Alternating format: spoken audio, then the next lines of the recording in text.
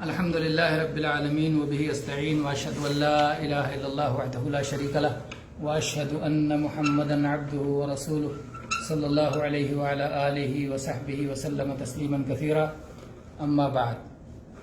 میرے بھائیوں، عقیدہ کے درس میں پچھلے ہفتے سے پہلے ہم نے فرشتوں سے متعلق بات کی تھی، جس میں یہ بتایا گیا تھا کہ اگر فرشتوں پر ایمان لانا ہے تو کس طرح ایمان لائیں جس سے فرشتوں پر ایمان لانا مکمل ہو جائے، کہ گویا آپ کا فرشتوں پر ایمان مکمل ہو گیا، اس میں کوئی کمی نہیں ہے۔ اس میں سے پہلی چیز یہ تھی کہ فرشتوں کے وجود پر ایمان لایا جائے، کہ فرشتے موجود ہیں، ایک مستقل مخلوق ہیں، نورانی مخلوق ہیں، اللہ کے معزز بندے ہیں، اللہ کی نافرمانی نہیں کرتے ہیں، ہمیشہ اللہ کے حکم کی تعمیل میں لگے رہتے ہیں، جو کام ان کے سپرد کیا گیا ہے وہ بلا کم و کاست انجام دیتے ہیں۔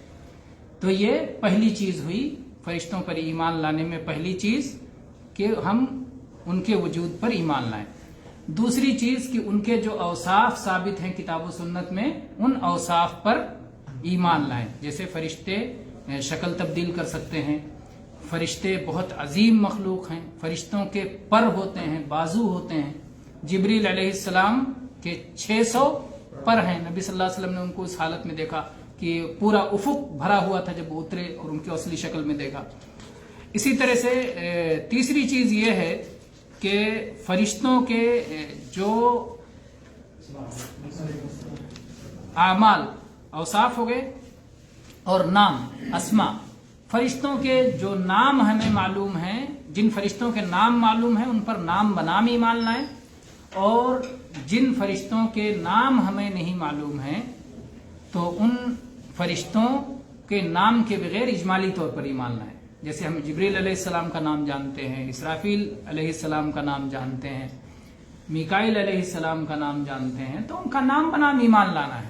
لیکن جن فرشتوں کا نام نہیں جانتے تو اجمالی طور پر ایمان لانا ہے کہ اللہ نے ان کو ایک کام دیا ہے، ملک الموت ہیں، مالک جہنم کے ذمہ دار ہیں، رضوان جنت کے ذمہ دار ہیں، داروغہ ہے۔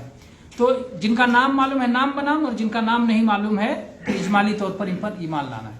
تو تین چیزیں ہو گئی، پہلی چیز وجود، دوسری چیز اوصاف، تیسری چیز اسما، ان کے نام، اور چوتھی چیز ان کے اعمال، جو اعمال ان کے بارے میں ثابت ہیں ان پر ہمیں ایمان لانا چاہیے کہ یہ عمل، یہ فرشتہ یہ عمل کرتا ہے۔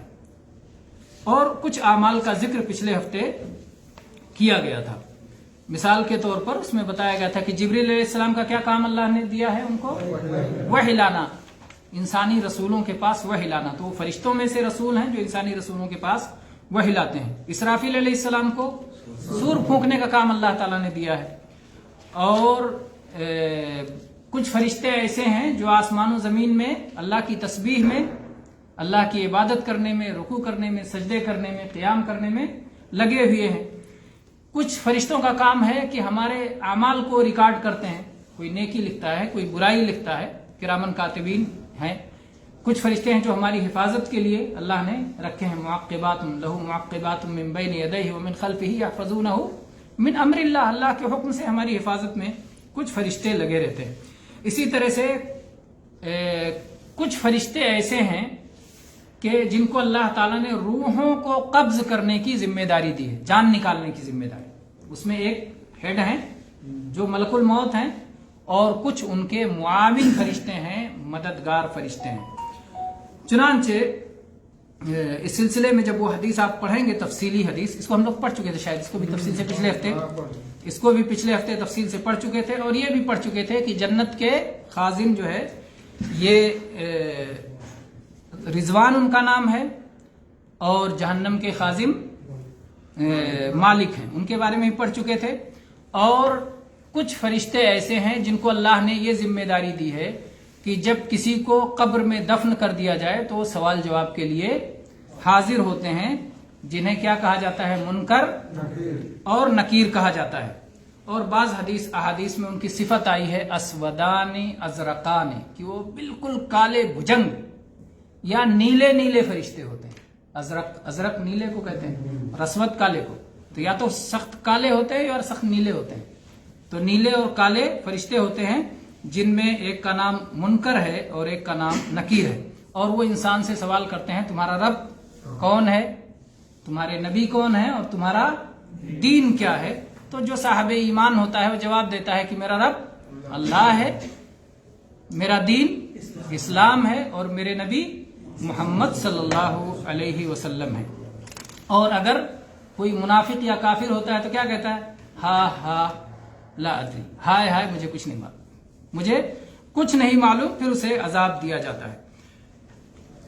اسی طرح سے فرشتوں کے اور بھی کام ہیں. اس میں سے ایک کام ہے کہ جب کہیں بھی اللہ کے ذکر کی مجلس ہوتی ہے، جیسے یہ مجلس ہے اس میں اللہ کا ذکر ہو رہا ہے نا.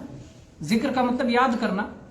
تو جب قرآن پاک کی تلاوت کی جائے تو اللہ کا ذکر ہے، جب اللہ کی شریعت بیان کی جائے تو اللہ کا ذکر ہے، جب اللہ کے رسول کا ذکر ہو، اللہ کے رسول کہا گیا نا، تو اللہ کا بھی ذکر ہوا رسول کے ساتھ میں. اسی طرح سے جب دعا مانگتے ہیں تو اللہ کا ذکر ہے. تو یہ مجلس اللہ کے ذکر کی مجلس ہے. تو کچھ فرشتے ایسے ہوتے ہیں جو اللہ کے ذکر کی مجلسوں کی تلاش میں رہتے ہیں اور وہاں آ کر کے وہ بیٹھ جاتے ہیں اور اللہ نے جو ذمہ داری دی ہے وہ اسے پورا کرتے ہیں. کچھ فرشتے ہماری حفاظت کے لیے، جیسا کہ میں نے بتایا، کہ آگے پیچھے لگے رہتے ہیں. کبھی کبھی آپ ہوتا ہے نا، آپ سے چل رہے ہیں اچانک ٹھٹک کے رک جاتے ہیں، حالانکہ آپ نے کوئی خطرناک چیز دیکھی نہیں، آپ کو کسی نے ٹوکا نہیں. کیوں ٹھٹک کے رک گئے؟ آپ کھمبے سے لڑنے والے تھے لیکن ٹھٹک کے رک گئے، لڑے نہیں، یا کسی اور جگہ سے لڑنے والے تھے. یہ فرشتہ آپ کو روک دیتا ہے. جب آپ کے لیے حادثہ مقدر نہیں ہوتا ہے تو فرشتہ روک دیتا ہے، اور جب مقدر ہوتا ہے تو اللہ تعالیٰ فرشتے کو کہتا ہے ٹل جا، چھوڑ دے. فرشتہ چھوڑ دیتا ہے، حادثہ ہو جاتا ہے. تو حادثے سے حفاظت جو ہوتی ہے، یہی معقبات فرشتے ہوتے ہیں جو انسان کے آگے پیچھے دائیں بائیں اس کی حفاظت کے لیے لگے رہتے ہیں. تو اس سے جب ایسے فرشتوں پر ہم ایمان لاتے ہیں تو ہم ایسے فرشتوں سے محبت کرتے ہیں نا، کیونکہ وہ ہماری حفاظت کر رہے ہیں. جو میری حفاظت میں لگا ہے اس سے محبت ہوتی ہے، اور پھر اس اللہ سے بھی محبت ہوتی ہے جس نے ان فرشتوں کو ہماری حفاظت میں لگایا ہے. ہم اس کے احسان مند ہوتے ہیں اور اس کے شکر گزار ہوتے ہیں کہ یا اللہ تو نے ہماری حفاظت کا اپنے نیک فرشتوں سے ہم گنہگاروں کے حفاظت کا انتظام کیا ہے.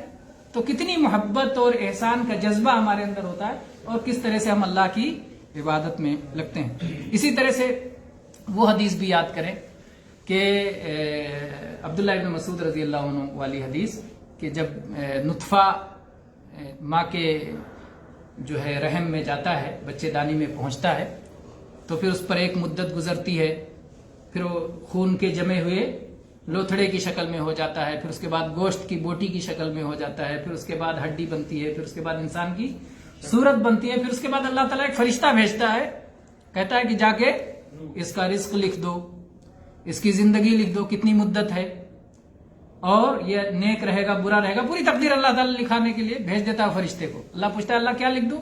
اللہ تعالیٰ کہتا ہے یہ لکھ دو، وہ ساری چیزیں. تو کچھ فرشتے ہیں جن کا کام ہے کہ پیٹ میں جو بچہ ہے اس کی قسمت آ کے لکھیں. تو یہ بھی کچھ فرشتوں کا کام ہے. اسی طرح سے کچھ فرشتوں کا کام یہ ہے کہ جب بھی ہم نبی صلی اللہ علیہ وسلم پہ درود پڑھیں تو فرشتے ہمارا درود لے جا کے محمد صلی اللہ علیہ وسلم کو پہنچائیں. ہم دنیا کے کسی کونے میں بھی اللہ کے نبی صلی اللہ علیہ وسلم پہ درود پڑھتے ہیں تو فرشتے لے جا کر کے اسے پہنچا دیتے ہیں. اس کے علاوہ بہت ساری احادیث ہیں. بہرحال کہنا یہ ہے کہ اللہ کے فرشتوں کی تعداد بہت بڑی ہے اور یہ اللہ کا لشکر ہیں. اور وَلَا يَعْلَمُ جُنُودَ رَبِّكَ إِلَّا هُوَ، آپ کے رب کے لشکروں کو اللہ کے سوا، اسی رب کے سوا اور کوئی نہیں جانتا، کیونکہ کتنی بڑی تعداد ہے. تو اس طرح سے ہم آج اس کو یہاں پر مکمل کر لیتے ہیں. فرشتوں پر ایمان کا مسئلہ یہ مکمل ہو گیا. اب آگے چلتے ہیں. کتنی چیزوں پر ایمان لانا ہے؟ 5 یا 6؟ اور اسلام کے ارکان 5 ہیں اور ایمان کے ارکان ایک زیادہ ہے. اور ایمان پورا علم والی چیزیں ہیں اور اسلام پورا عمل والی چیزیں ہیں. علم زیادہ ہونا چاہیے، عمل. ایمان کے ارکان 6، اسلام کے ارکان 5. علم زیادہ ہونا چاہیے، عمل. علم زیادہ ہونا چاہیے. کچھ لوگ کہتے ہیں نہیں، علم نمک کے برابر ہو، عمل جو ہے آٹے کے برابر ہو. یہ غلط بات ہے، اس کو سمجھ کے رکھیں. علم پورا آٹے کے برابر، عمل نمک کے برابر ہو.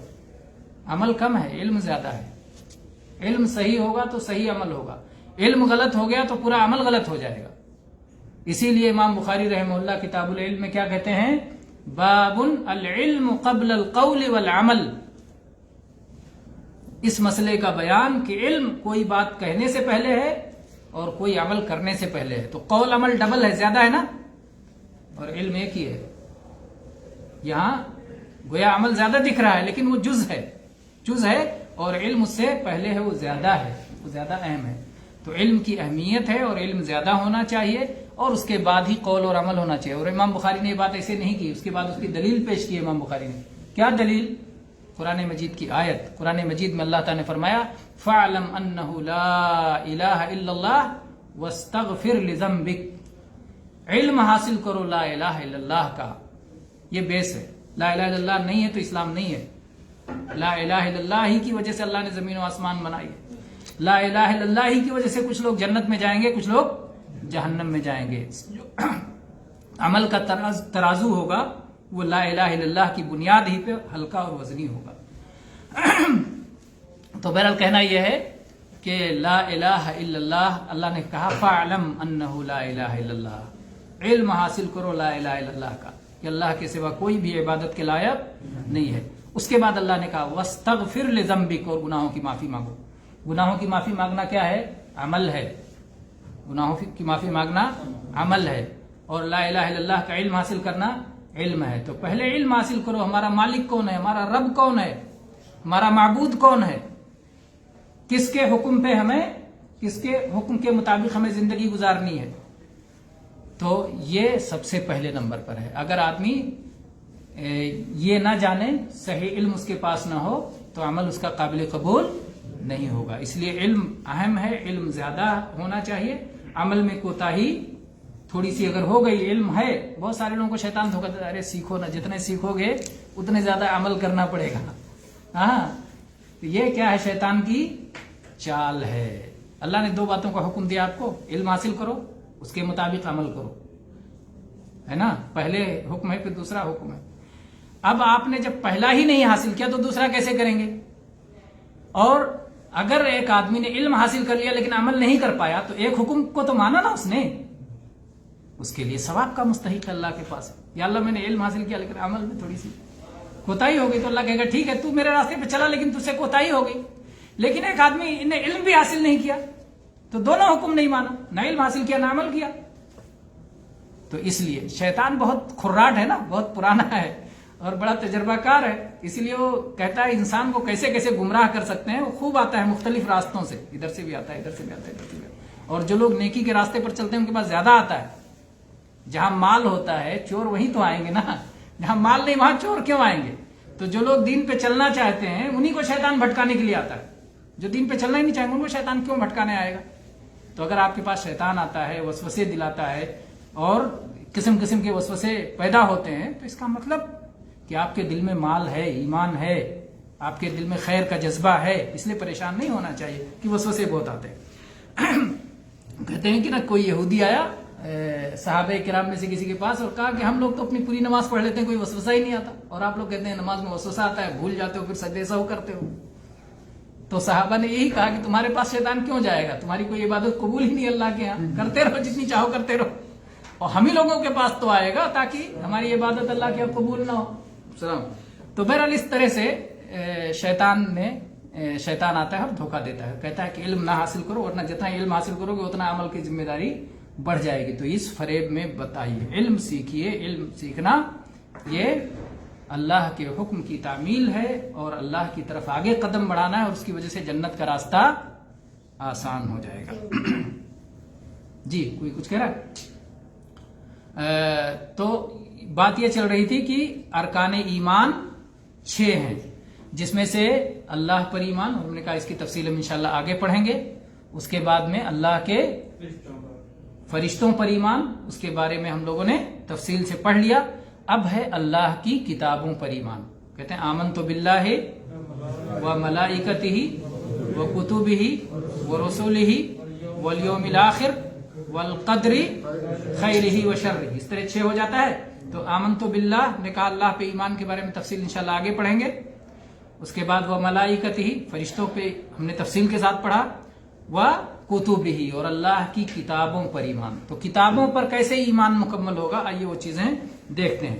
کتابوں پر ایمان میں سب سے پہلی بات یہ ہے کہ ہم اس بات پر ایمان لائیں کہ اللہ تعالیٰ نے اپنے بعض نبیوں اور رسولوں کو کتاب عطا فرمایا ہے.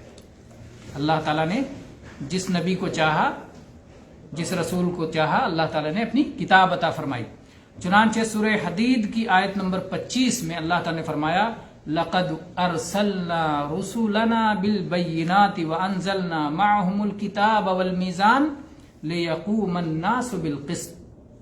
ہم نے اپنے رسولوں کو واضح دلائل، واضح نشانیاں دے کے بھیجا، اور ہم نے ان کے ساتھ کتابیں اتاری اور ترازو اتارا. ترازو سے کوئی چیز تول، ترازو کو اور بھی کیا کہتے ہیں؟ پیمانہ ہے نا. اس سے ناپ لیا جاتا ہے کیا چیز حق ہے، کیا چیز باطل ہے، کیا چیز صحیح ہے، کیا چیز غلط ہے، کیا راجح ہے، کیا مرجو ہے. راجح کہتے ہیں جو پلہ بھاری ہو جائے اس کو کہتے ہیں راجح، اور مرجو جو ہلکا ہو جائے، ہے نا. تو اللہ نے کتاب اتارا اور اللہ نے ترازو اتاری تاکہ لوگ عدل اور حق پر، انصاف پر قائم رہیں. تو اللہ تعالیٰ نے رسولوں کو واضح نشانیاں دے کے بھیجا. واضح نشانیاں وہ علمی نشانیاں بھی ہیں اور معجزات بھی ہیں. علمی دلائل بھی ہیں اور معجزات بھی ہیں. اللہ نے معجزات دے کر کے بھیجا.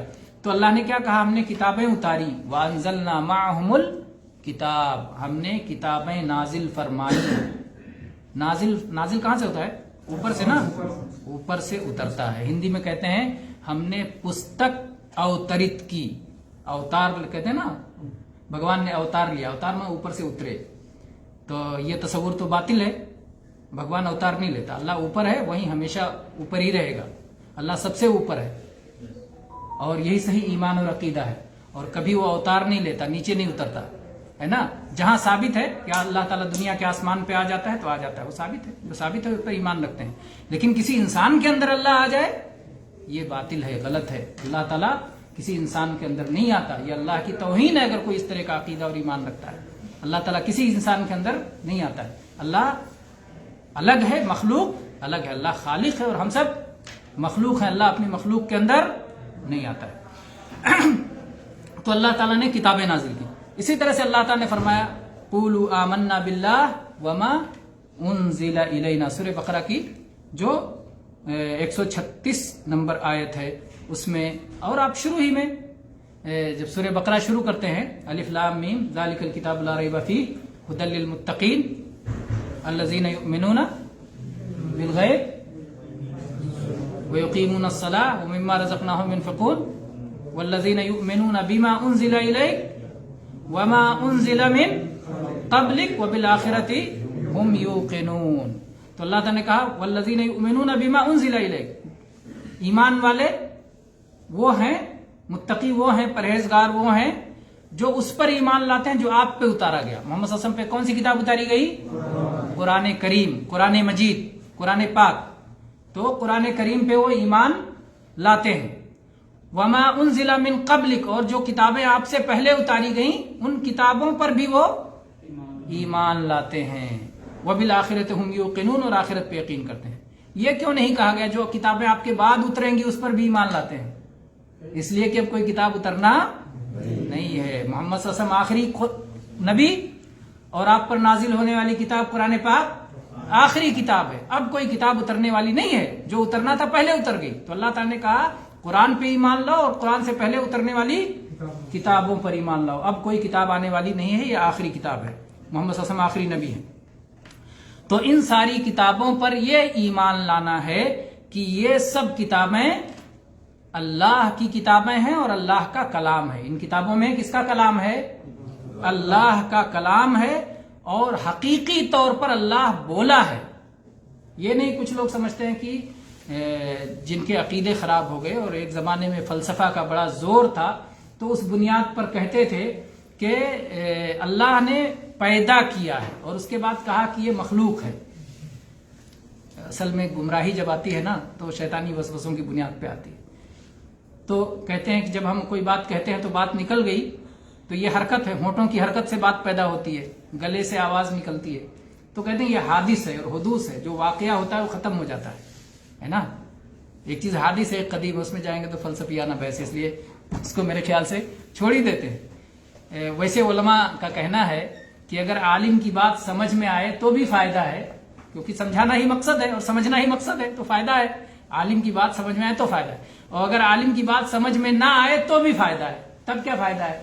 تب فائدہ یہ ہے کہ آپ یہ جان جاتے ہیں کہ عالم کے پاس کوئی ایسا علم ہے جو میرے پاس نہیں ہے، اسی لیے میں نہیں سمجھ پا رہا ہوں.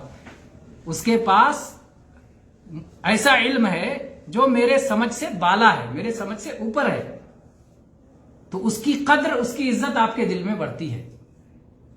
تو عالم کی بات سمجھ میں آئے تو بھی فائدہ، اور نہ سمجھ میں آئے تو بھی فائدے سے خالی نہیں ہے. بہرحال چلتے ہیں آگے.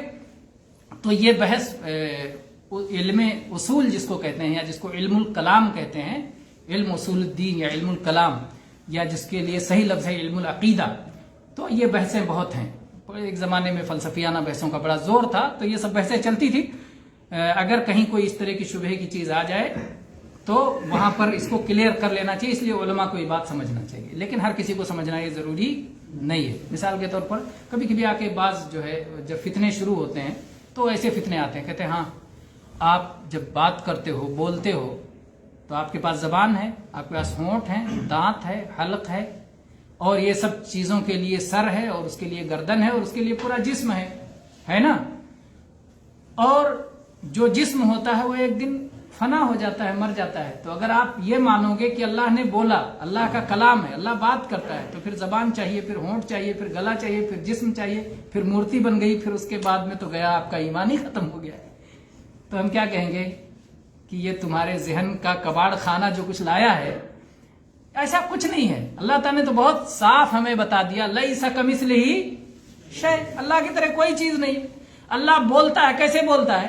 جیسے اللہ چاہتا ہے، ہماری طرح تھوڑی بولتا ہے اللہ تعالیٰ.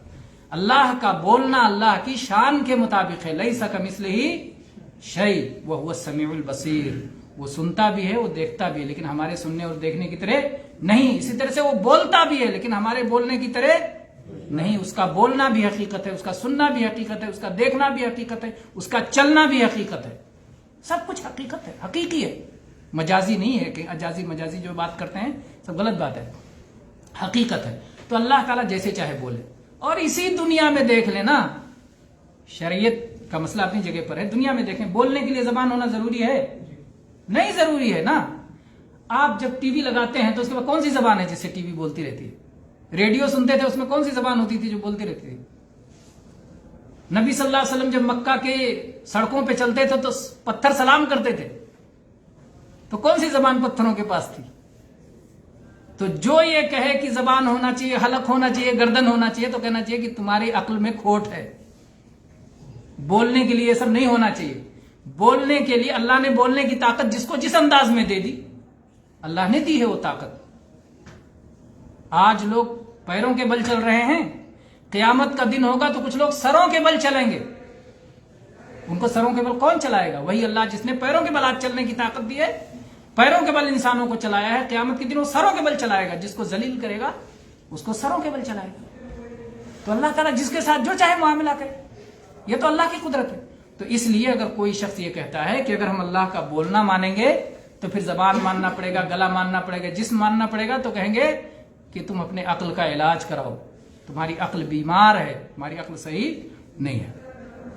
تو میرا کہنا یہ ہے کہ اللہ تعالیٰ کا کلام ہے قرآن، اور اللہ تعالیٰ اسے بولا ہے. اور اللہ تعالیٰ سے کس نے سنا؟ جبریل علیہ السلام نے سنا. پھر جبریل علیہ السلام نے آ کے محمد صلی اللہ علیہ وسلم کو پڑھ کے سنایا. پھر محمد صلی اللہ علیہ وسلم تک یہ قرآن اس طرح سے پہنچا ہے. اللہ تعالیٰ جو بولتا ہے وہ مختلف انداز میں، اس کو وحی کہتے ہیں نا، اللہ کی وحی مختلف انداز میں اللہ کے نبیوں کے پاس پہنچتی ہے. کبھی اللہ پردے سے بات کرتا ہے. موسیٰ علیہ السلام سے اللہ تعالیٰ نے کوہ طور پہ گفتگو فرمائی. محمد صلی اللہ علیہ وسلم معراج میں 7 آسمانوں سے اوپر گئے. اللہ تعالیٰ نے فَأَوْحَى إِلَىٰ عَبْدِهِ مَا أَوْحَىٰ، اللہ نے اپنے بندے سے جس طرح چاہا بات کی، وحی فرمائی. تو اللہ تعالیٰ نے قسم قسم کے سب طریقے ہیں. چنانچہ سورہ شورى کی آیت نمبر 51 میں اللہ تعالیٰ فرماتا ہے وَمَا كَانَ لِبَشَرٍ أَن يُكَلِّمَهُ اللَّهُ إِلَّا وَحْيًا औ मिन वराए हिजाब औ युरसिल रसूलन फयूही बिइज़्निही मा यशा इन्नहु अलीयुन हकीम। किसी इंसान के लिए ज़ेबा नहीं है कि अल्लाह ताला उससे बात करे, मगर किस तरह? वही के जरिए से, या पर्दे के जरिए से, या अपने रसूल को भेजे और उस रसूल के जरिए जो भी चाहे अपनी इजाजत से जितना कुछ चाहे अल्लाह वही कर दे। तो अल्लाह के वही का और बात करने का क्या क्या तरीका बताया गया? एक तो वही का तरीका बताया गया, पर्दे की आड़ से दूसरा तरीका बताया गया, तीसरा तरीका बताया गया फरिश्तों को भेज करके, जैसे जिब्रील अलैहिस्सलाम को अल्लाह ताला भेज दे और उसके जरिए जो चाहे जितना चाहे वही करे। इन्नहु अलीयुन हकीम। अली, अल्लाह अली है। अली रजी अल्लाह अन्हु अल्लाह नहीं है, अल्लाह अली है। अली के माने क्या होता है? ऊपर वाला। अली उलू से है, उलू के माने ऊपर, अली मतलब ऊंचा, बुलंद। तो अल्लाह ऊपर वाला, इन्नहु अली, अल्लाह ऊपर वाला है, ऊपर रहता है, ऊपर से वही नाजिल करता है। कितना मुनासिब नाम, जिस आयत में जो नाम आया है उसके माने से मुनासिब है। तो यहां जो अल्लाह ने वही की बात की तो उलू का जिक्र किया कि अल्लाह ऊपर से वही करता है, अल्लाह तो ऊपर है। इन्नहु अलीयुन हकीम, अल्लाह ऊपर है, बुलंदी वाला है और वो हिकमतों वाला है। तो फरिश्तों, किताबों पर ईमान रखने में पहली चीज ये है कि इन किताबों में अल्लाह का कलाम है। जो भी किताबें नाजिल हैं इसमें अल्लाह का कलाम है। इंशाअल्लाह दूसरी, तीसरी, चौथी और किन बातों पर ईमान लाने से किताबों पर ईमान मुकम्मल होगा, इंशाअल्लाह हम अगले दुरूस में इस पर गुफ्तगू करेंगे। व आखिरु दावाना अनिल हम्दुलिल्लाहि रब्बिल आलमीन सल्लल्लाहु अला नबीना वसल्लम। एक बार हम और भी आप लोगों का माशाअल्लाह, इससे आप लोगों को भी थोड़ी सी खुशी मिलती है और एक यादगार बन जाता है। और बहुत सारे साथी हो सकता है जो इसको देख रहे होंगे, बाहर हैं इस वक्त, सऊदी अरब में नहीं है, आसा में नहीं है, तो कहते होंगे वो देखो मेरा फलां दोस्त इस वक्त बैठा हुआ है। तो वो लोग भी देख सकते हैं, आप लोग भी बाद में कभी जब चाहे देख सकते हैं कि माशाल्लाह हम इस दर्स में हाजिर थे। क्योंकि ये चीजें भूल जाती है ना, आदमी रिपीट करना चाहता है, और ये भूलना भी अल्लाह की नेमत है। अगर हर चीज हर वक्त याद रहे तो ये भी हमारे लिए मुसीबत का सबब बन जाए। बहरहाल, व आखिरु दावाना अनिल हम्दुलिल्लाहि रब्बिल आलमीन।